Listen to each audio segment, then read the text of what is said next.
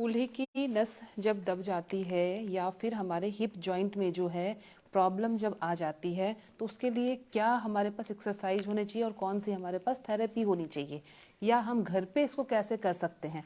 तो initial phase में आपको ये पता होना चाहिए कि कूल्हे की नस दबती कैसे है और हड्डी जो है वो अपनी जगह से डिस्प्लेस भी कैसे होती है, हिप जॉइंट्स में प्रॉब्लम आती क्यों है। तो जब भी हम किसी झटके से गिरते हैं या गाड़ी में एकाएक कोई जर्क आता है तो उस जर्क की वजह से कूल्हे की नस जो है वो दब जाती है या फिर हिप जॉइंट जो है वो अपने डिस्प्लेस हो जाता है। तो डिस्प्लेस होने के बाद जब तक इसको कारगर तरीके से निकाला नहीं जाए, ठीक ना किया जाए, तो ये आगे टाइम में 4 साल 5 साल 6 साल के बाद ये अपना इफेक्ट जरूर दिखाती है। तो सबसे पहला तरीका ये है कि हम उसको इनिशियल फेज में मसाज के द्वारा, मालिश के द्वारा जो है वो हम ठीक करेंगे। तो मालिश का तरीका यह है कि आप इस तरह से अपने हाथों को लेकर उंगली की सहायता से आप तेज तेज इस पे प्रेशर डालेंगे, ताकि क्योंकि यहाँ पे फैट ज्यादा होता है तो मांसल एरिया होने की वजह से आपको यहाँ पे प्रेशर ज्यादा अप्लाई करना पड़ेगा। या तो आपने चारों तरफ इससे अप्लाई किया या फिर आपने कोहनी को लेकर, और आप कोहनी को लेकर इस कूल्हे के ऊपर इस तरह से राउंड राउंड आपको फेरना होता है बारी बारी से दोनों तरफ। ये आपने लगा लिया प्रेशर और इस तरह से आपने इसको करना शुरू कर दिया। तो ये एक तरीका है, इससे आपके क्या हुए कि नसें एक्टिवेट होनी शुरू होगी, धीरे धीरे धीरे धीरे सारी नसें एक्टिवेट होगी। दूसरा, अब हम इसमें क्या करेंगे, कुछ एक्सरसाइज के टिप्स जो है वो अप्लाई करेंगे। तो एक्सरसाइज कराने के लिए हम क्या करना है, हमें कि 2-3 अगर एक्सरसाइज का ध्यान रखेंगे तो इनिशियल फेज में जो भी हमारे कूल्हे की नस दबी है या जॉइंट पेन जो है डिस्प्लेस हुआ है वो हमारा इनिशियल फेज में ठीक हो सकता है।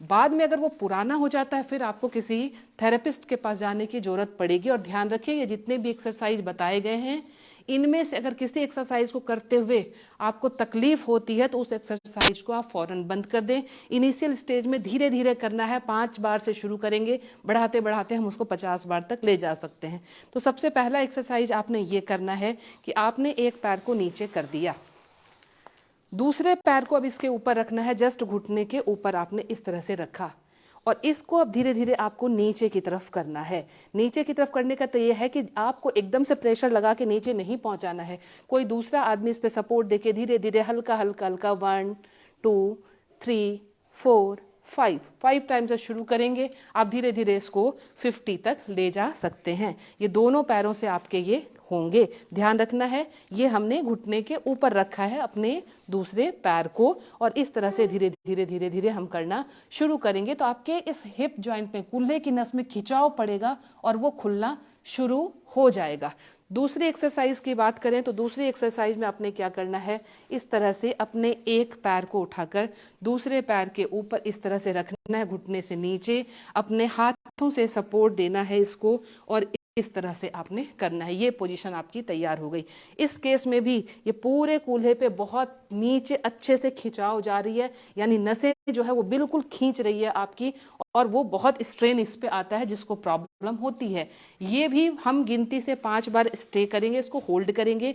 5 गिनती तक होल्ड करने के बाद पैर को हम पोजीशन चेंज कर देंगे, 1 2 3 4 5। अब इसको हमने यहाँ तक रखा, बारी बारी से इसकी फ्रीक्वेंसी को जो है हम बढ़ाते चले जाएंगे। अब तीसरी एक्सरसाइज जो है, जैसे हम बैठकर बटरफ्लाई करते हैं वैसे ही अब हमें सोकर बटरफ्लाई करना है। तो आपने दोनों पैरों को सटा दिया और आप इसको पेल्विक एरिया में लगा दिया। आपने पेल्विक एरिया में लगाने के बाद दोनों हाथों से आपने घुटने पे अपने हाथ रख दिया और इसको धीरे धीरे कोशिश करना है कि आपने इसको नीचे की तरफ करना है। मैं बार बार यही ध्यान दिला रही हूं कि दूसरे आदमी के सपोर्ट से अगर आप कर रहे हैं तो एक्सेस प्रेशर लगा के नीचे नहीं ले जाना है, नहीं तो वो रिवर्ट हो जाएगा, आपका ज्यादा प्रॉब्लम आ जाएगा। तो धीरे धीरे इसको नीचे की तरफ करने की कोशिश करेंगे।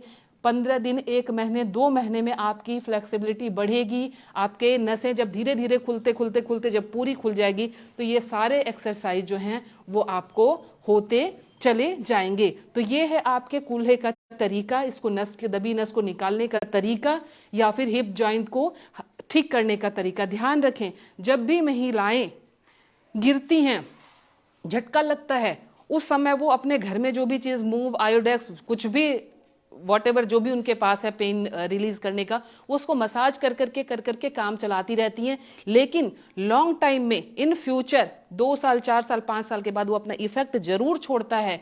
तो इसे हल्के में बिल्कुल ना लें। गिरे या बहुत तेज आपको झटका लगे, आपको थोड़ा भी महसूस हो कि यहाँ पेन आ गया है, आप उसी समय इस एक्सरसाइज को करना शुरू कर देंगे तो हम जैसे थेरेपिस्ट के पास जाने की आपको बाद में जरूरत नहीं पड़ेगी। पुराने होंगे तब तो फिर हमारी दोस्ती पक्की। तो मैं Leena Shrigyan, naturopathy and alternative therapy expert, New Delhi से। मुझसे मिलने के लिए करनाल प्लस के नंबर पर जरूर संपर्क करें। Thank you.